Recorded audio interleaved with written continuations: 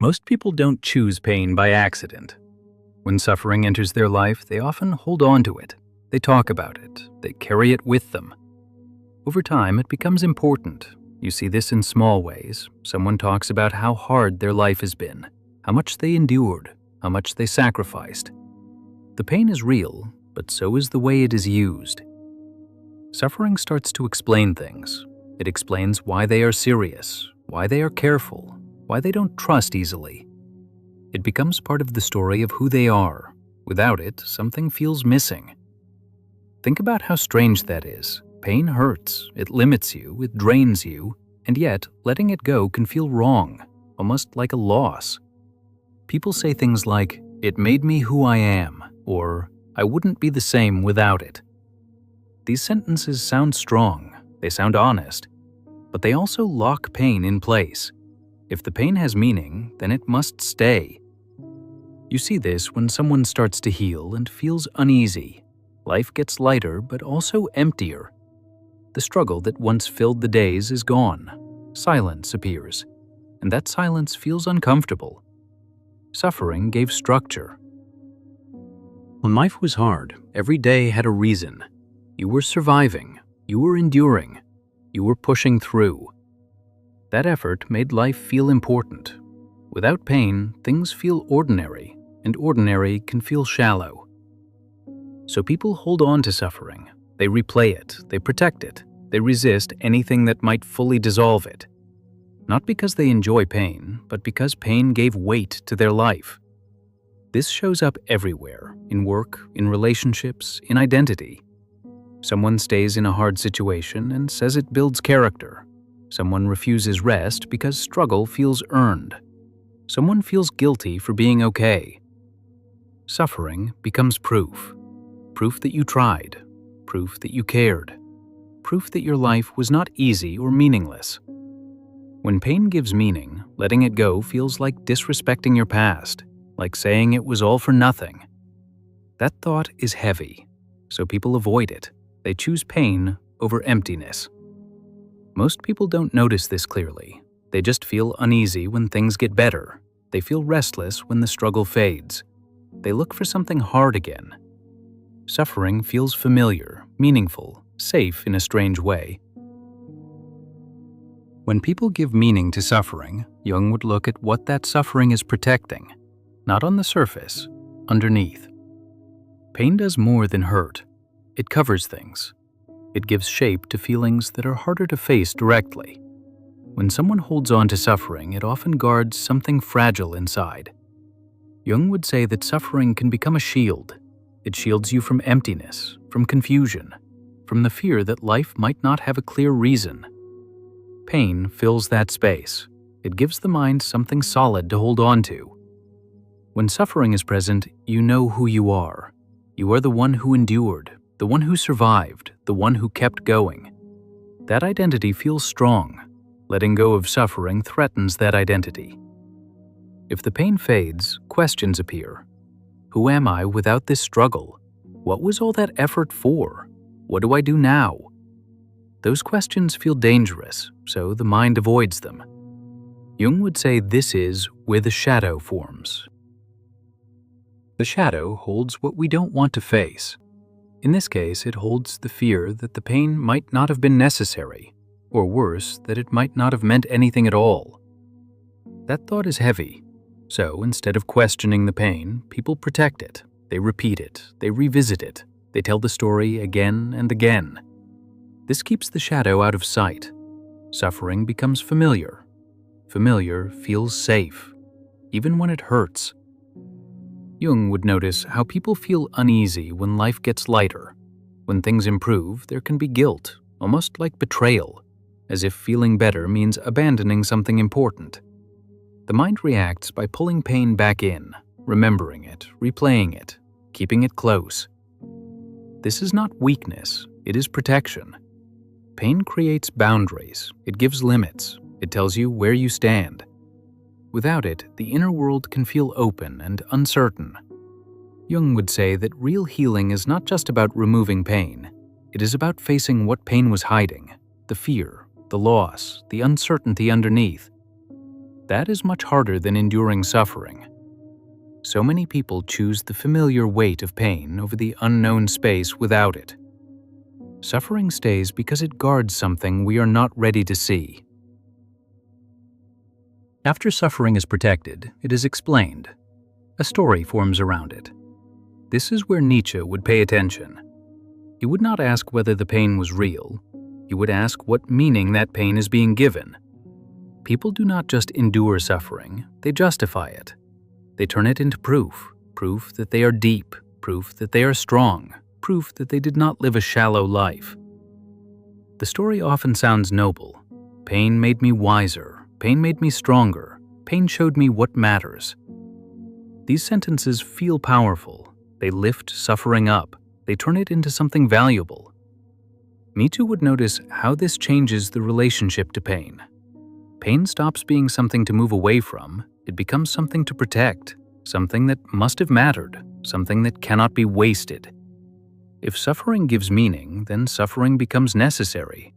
Letting go of pain would then mean losing meaning.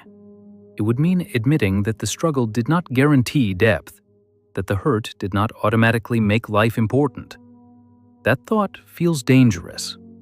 So the story hardens. People begin to measure themselves through suffering.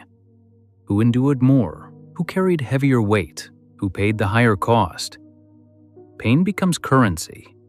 Me Too warned that this is how suffering turns into identity. You are no longer someone who suffered, you are someone defined by suffering. Without it, you would feel ordinary, and ordinary feels small. The story protects against that feeling. It says pain separates you from others. It gives you a special place. It explains why you see the world differently, why you are serious, why you do not take things lightly. This can feel empowering, but it also traps. When pain gives meaning, healing feels like betrayal, relief feels shallow, joy feels undeserved. Nietzsche would say this is how people stay loyal to suffering, not because they enjoy it, but because it makes life feel justified. The story also creates judgment. People who avoid pain look weak. People who rest look careless. People who want ease look naive. This keeps suffering elevated. Nietzsche would not deny that pain can teach. He would question the need to worship it.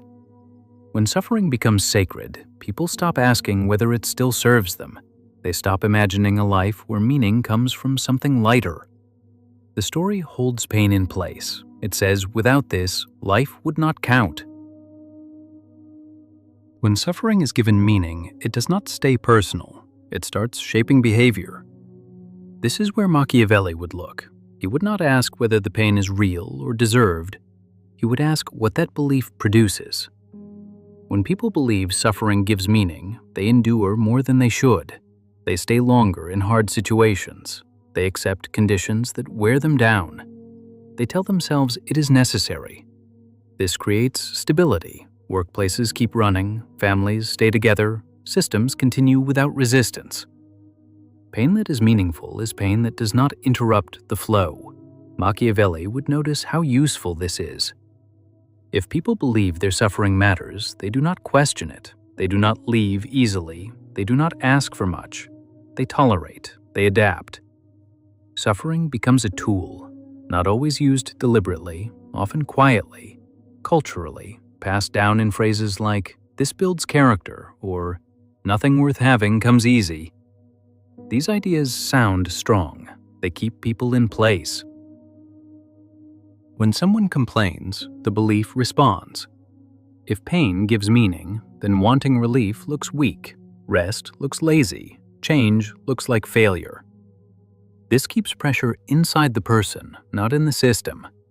Machiavelli would say this is how responsibility shifts. Instead of asking whether something is fair, people ask whether they are strong enough to handle it. The burden moves inward.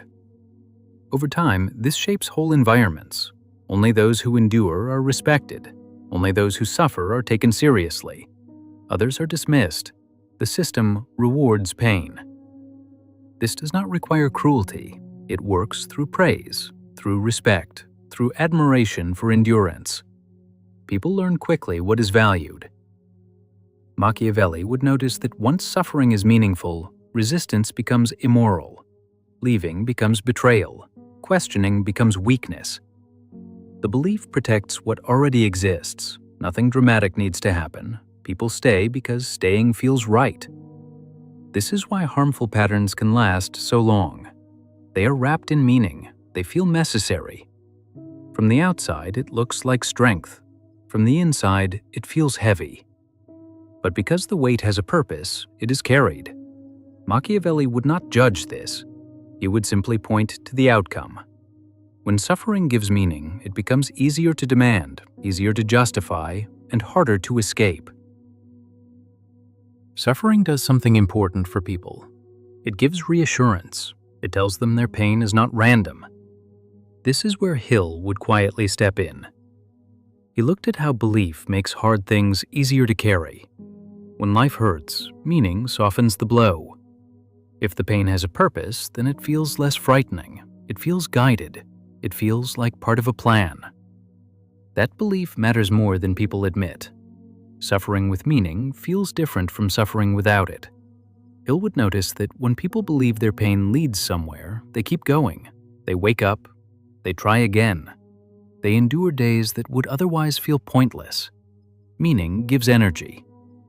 This is why people cling to painful stories, not because they enjoy them, but because those stories keep them moving. Without meaning, pain feels empty. Empty pain is harder to survive. Belief turns pain into effort. When you believe your suffering matters, you can tell yourself it will pay off. You can imagine growth. You can imagine reward.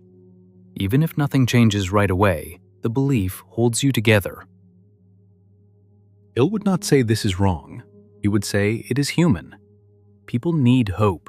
They need a reason to keep trying. They need to believe the struggle is not wasted. But comfort has a cost.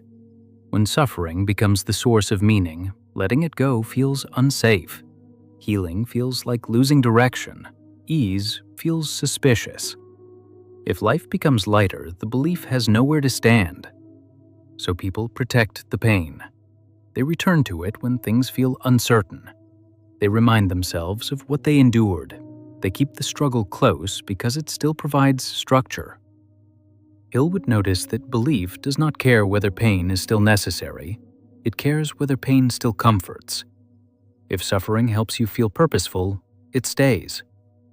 This is why people sometimes feel lost when things improve. The pain is gone, but the meaning hasn't been replaced yet.